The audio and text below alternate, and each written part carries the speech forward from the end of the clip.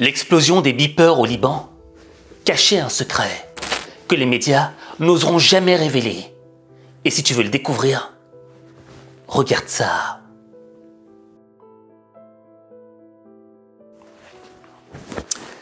Le sujet est extrêmement sensible. Mais pour bien comprendre ce qui s'est réellement passé, revenons sur le contexte. Consacré à la situation au Liban où des explosions de beepers ont fait plus de 2800 blessés, dont des membres du Hezbollah dans différentes régions du pays. Selon le ministre libanais de la Santé, il y a maintenant 9 morts, dont 2 fils de députés du Hezbollah. L'ambassadeur de l'Iran au Liban a été blessé dans l'explosion des beepers. Les beepers qui sont un système de radiomessage utilisé pour communiquer à travers le pays. Moi, ce qui m'a glacé le sang, c'est de regarder ces images de beepers qui explosent en plein marché, par exemple, mais avec des filtres. Des filtres des cris de douleur, des filtres du sang, des filtres des odeurs. On voit l'image, mais elle est tellement filtrée que on ne peut pas réellement ressentir ce qui s'est passé à cet instant-là. C'est une attaque d'un nouveau genre. Ça rabat les cartes des méthodes de guerre. Et même le chef spirituel du Hezbollah, il a été marqué moralement. تعرضنا لضربة كبيرة أمنيا وإنسانيا وغير مسبوقة في تاريخ المقاومة في لبنان بالحد الأدنى. العدو تجاوز في هذه العملية كل الضوابط والقوانين والخطوط الحمراء. لم يكترث لأي شيء لا أخلاقيا ولا إنسانيا ولا قانونيا. لا شك أن العدوان الذي حصل هو عدوان كبير. وكما قلت في سياق الكلمة هو غير مسبوق. وسيواجه بحساب عسير وقصاص عادل من حيث يحتسبون ومن حيث لا يحتسبون. Et il y a de quoi être marqué moralement. Tu vois, la technique était vicieuse. C'est-à-dire que les membres du Hezbollah avaient reçu un long bip pour que tout le monde puisse le prendre, pour que tout le monde ait le temps de prendre son beeper. Et généralement, quand tu prends ton beeper, qu'est-ce que tu fais? Ben, tu le mets comme ça près de tes yeux pour lire. Et c'est à ce moment-là que, boum, ça t'explose en pleine face. Raison pour laquelle il y a eu beaucoup de personnes qui sont devenues aveugles ou qui ont perdu leurs mains. Enfin bref, l'attaque était vraiment glaçante. Mais après cette attaque, il y a une question qui s'est posée. Comment les renseignements israéliens ont fait pour faire exploser ces beepers? Comment des beepers ont pu exploser dans la même heure à travers le Liban et en Syrie?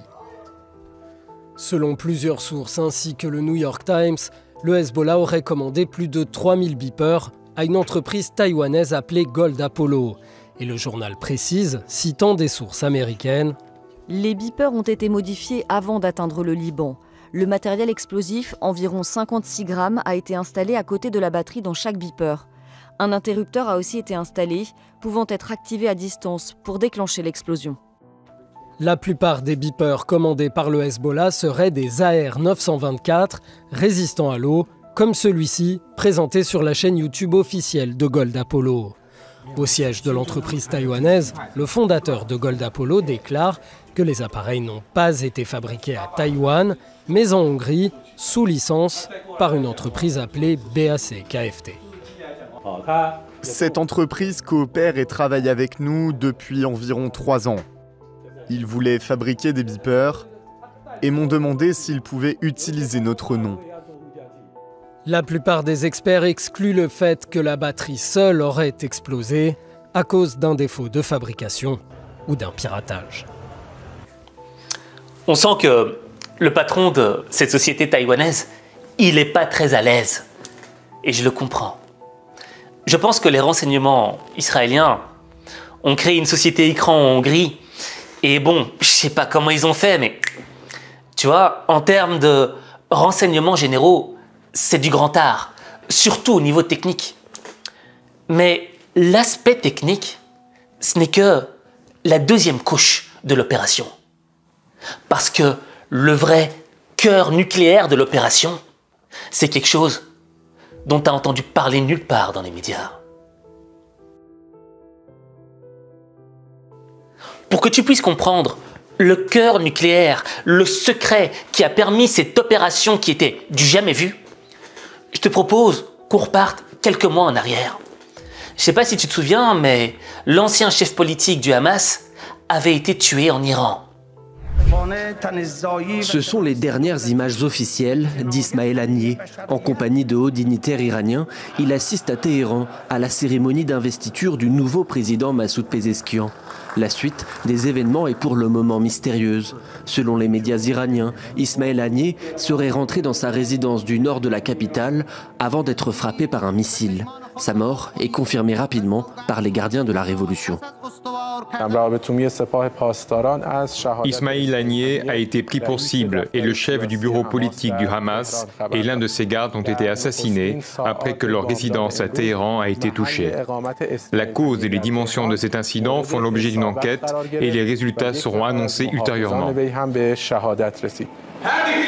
Ismaël Haniyeh était un des visages du Hamas, représentant sa branche politique la plus visible.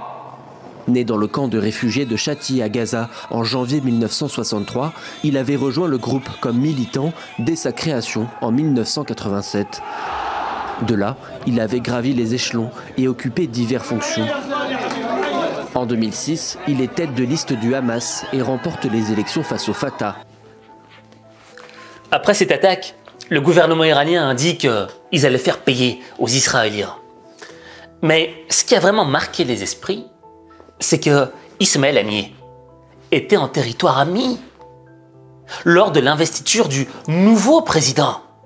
Donc la sécurité était ultra renforcée. Et pourtant, ils ont réussi à l'assassiner. Et au fait, le vrai sujet ici, c'est quoi? C'est la première couche.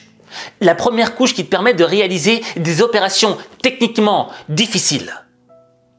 Et cette couche, ce cœur nucléaire, comme je te le disais, c'est le renseignement humain. Le renseignement humain, c'est quoi? C'est la capacité à capter les informations de ton adversaire, de ton ennemi.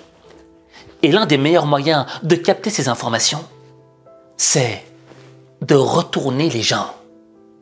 Et que ce soit dans le cas d'Ismaël Haniyeh ou dans le cas des beepers au Liban, toutes ces opérations auraient été impossibles sans le renseignement humain, sans avoir eu la capacité de retourner les gens, d'avoir des agents infiltrés. Et là, la question qui se pose, c'est comment est-ce qu'on fait pour retourner les gens? Tu sais, c'est quoi la force des plus grands services de renseignement? C'est la capacité à établir ton profil psychologique. Tout part de là. Au fait, chaque être humain vit avec des frustrations personnelles. Et quand tu es capable de mettre un point, de rentrer dans cette frustration, bien à partir de là, tu peux manipuler cette personne à ta guise. Je vais te donner l'un des exemples les plus brillants de l'histoire. J'ai dit bruyant ou brillant? C'est un petit mélange des deux dans le fond. C'est l'exemple de Aldrich Ames. Aldrich, c'était un agent de la CIA, des États-Unis, je veux dire, la première puissance mondiale. Et il travaillait au service de contre-espionnage. C'est-à-dire qu'il surveillait les agents qui étaient infiltrés, les agents doubles de la CIA. Et des agents doubles, il y en a un petit peu partout dans le monde, tu vois. Mais Aldrich, il avait une frustration personnelle. Il y a quelque chose qu'il vivait mal dans sa vie personnelle. C'était le manque d'argent. Aldrich, c'était une personne qui vivait au-dessus de ses moyens. Et il était endetté. Et il ne supportait plus cette situation. Il avait besoin de plus d'argent. Parce que l'homme aimait vivre dans le luxe, en jeter, impressionner les autres. Et les services de renseignement de l'Union soviétique avaient détecté cette frustration personnelle.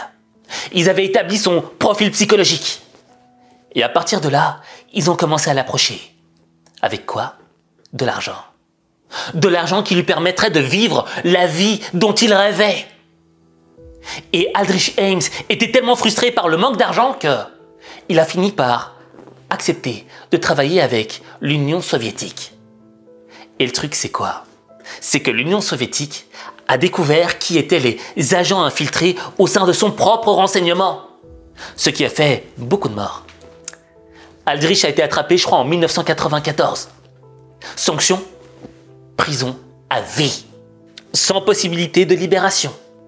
Pour te dire à quel point le truc était grave. Et à travers cet exemple, on comprend que les mécanismes de l'être humain, de l'intelligence émotionnelle, sont le cœur nucléaire de chaque service de renseignement.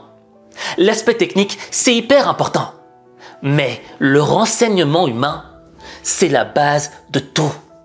Raison pour laquelle l'attaque au Liban se base sur un renseignement humain d'exception. On a retourné des gens. Et maintenant, l'objet, la nouvelle mission du Hezbollah, ce sera quoi? Ce ne sera pas de se venger, non. Ce sera de trouver tous les agents infiltrés de l'intérieur. Et ça, c'est encore un travail plus difficile. Pourquoi? Parce que tout le monde va commencer à suspecter tout le monde. Et ça va créer un climat délétère de manque de confiance. Et ça amoindrit le moral des troupes. Raison pour laquelle, tu vois, chaque service de renseignement joue d'abord sur l'aspect humain, sur les mécanismes de l'intelligence émotionnelle. Et tu vois, ces mécanismes, on en parle d'un point de vue géopolitique. Mais dans ta vie personnelle, à toi, ou même professionnelle, ça peut avoir un impact qui pourrait détruire ta vie. Tu sais ce qui m'a marqué dans cette opération? C'est que parmi les agents doubles, il y avait peut-être des gens qui étaient amis ou qui étaient liés au niveau de la famille avec ces gens-là, mais qui ont quand même accepté de les voir se faire exploser. Et ça veut dire quoi? Ça veut dire que toi-même, dans ta propre vie personnelle ou professionnelle, tu peux être victime de quelqu'un que t'aimes. C'est frustrant, ça fait peur. Et ça me fait penser au cas du film Le Parrain, de Michael Corleone. Tu vois, Michael, il a découvert que son propre frère, Fredo, l'avait trahi. Et lorsqu'il a découvert cette trahison, le mec a pété un plomb. Il a pris son frère par la tête et lui a donné un baiser. Je sais que c'est toi, Fredo. Tu m'as brisé le cœur. Tu m'as brisé le cœur. Et ce baiser, c'était quoi? C'était le baiser de la mort. Pourquoi? Parce que Michael, au fait, il aimait sincèrement son frère. Et il savait quelle disposition il devait prendre. Il devait éliminer Fredo. Parce qu'il avait trahi.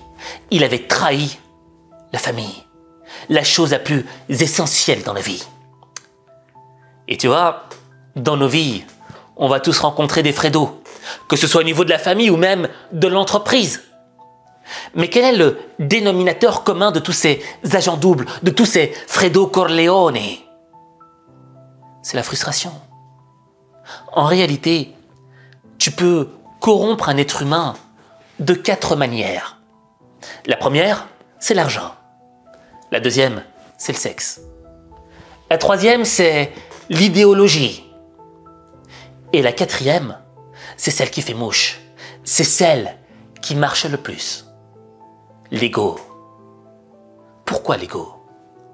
Parce qu'en réalité, il y a des gens autour de toi qui ont un manque de reconnaissance.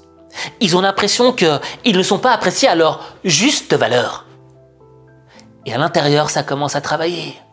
La frustration, la haine. Mais pourquoi moi? Mais pourquoi est-ce qu'on me traite comme ça? Est-elle une fusion nucléaire qui travaille à l'intérieur de leur être? Un jour, tout finit par exploser et faire naître l'agent double, le saboteur, celui qui va faire en sorte de détruire ta vie. Devant toi un sourire, mais derrière une haine profonde, parce que tu ne le reconnais pas à sa juste valeur. Que si je lui donnais un coup de pouce et que l'affaire se concluait rapidement, ce serait bien pour la famille. Tu as vraiment cru cette histoire? tu l'as cru? Il avait dit qu'il y aurait quelque chose pour moi. Et uniquement pour moi. Je me suis toujours occupé de toi, Fredo. Occupé de moi? T'es mon petit frère et c'est toi qui t'occupes de moi? Est-ce que tu as déjà pensé à ça? Est-ce que tu as déjà pensé une seule fois que Fredo aille faire ci, que Fredo aille faire ça? Que Fredo aille donc s'occuper de ce boui-boui au fond de cette banlieue? Que Fredo aille chercher ce type à l'aéroport? C'est moi l'aîné, le frère aîné, et tu m'as placé sur le ventre! C'est ce que papa souhaitait. Mais ce n'est pas ce que moi je souhaitais! Je suis à la hauteur, je suis pas un minus! Je suis pas ce que les gens croient! Un con, je pense, moi, et je veux qu'on me respecte! Alors nous, on n'est pas dans le film Le Parrain. On n'est pas des criminels et on va pas tuer les gens qu'on aime. On n'est pas dans ce cadre-là. Mais la solution, c'est quoi? C'est de communiquer. Je sais, ça peut paraître con que je dise ça. Mais dans le fond, la communication avec une écoute active et saine, ça te permet de comprendre les frustrations de l'autre, de comprendre ce qu'il travaille à l'intérieur. Et quand tu comprends cela, eh ben, tu peux commencer à désamorcer la bombe qui travaille à l'intérieur et qui risque de détruire la famille ou l'entreprise. Ça, c'est l'essentiel. Et quand tu comprendras cela, eh bien là, tu transformeras ta vie. Mais ta vie, il n'y a que toi qui peux la transformer. Il n'y a que toi.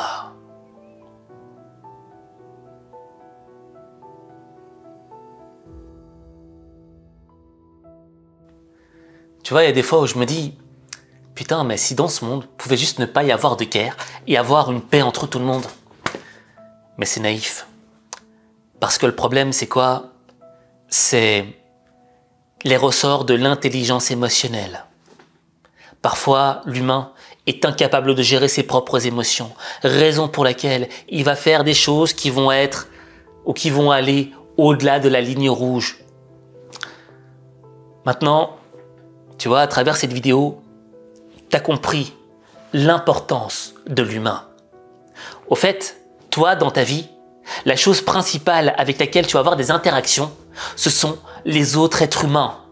Raison pour laquelle, à travers cette vidéo, j'ai mis en évidence certains caractères, certains traits de l'intelligence émotionnelle. Et comment est-ce qu'on fait pour justement contrecarrer des attaques futures qui pourraient nous faire perdre notre temps? Parce que quelqu'un qui est saboté de l'intérieur, c'est une perte de temps, d'énergie et une baisse de morale aussi. Et ça nous empêche de devenir la meilleure version de nous-mêmes, de nous améliorer. On n'a pas le temps pour ces conneries. Raison pour laquelle j'aimerais que tu écrives en commentaire « Je suis IE ». Je répète, « Je suis IE ». Qu'est-ce que je veux dire par là? C'est quoi ce IE? Tu vois, le IA, l'AIA, c'est l'intelligence artificielle. Tout le monde en parle, c'est super génial. Mais il y a un truc dont personne ne parle. C'est l'IE, l'intelligence émotionnelle. Et l'intelligence émotionnelle, elle ne peut pas être maîtrisée par l'IA, l'intelligence artificielle, non! On peut la développer, cette intelligence, en nous-mêmes. Et cette intelligence va nous permettre déjà de comprendre comment les autres fonctionnent et comment est-ce que nous, on fonctionne. Et ça va nous permettre de contrecarrer tous les bâtons dans les roues, tous les sabotages qui pourraient intervenir dans nos vies afin de continuer à avancer. Raison pour laquelle je te demande d'écrire « Je suis IE ».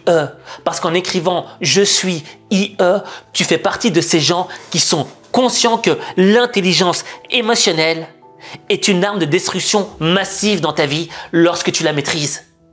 Et que personne ne peut t'arrêter si tu maîtrises l'IE.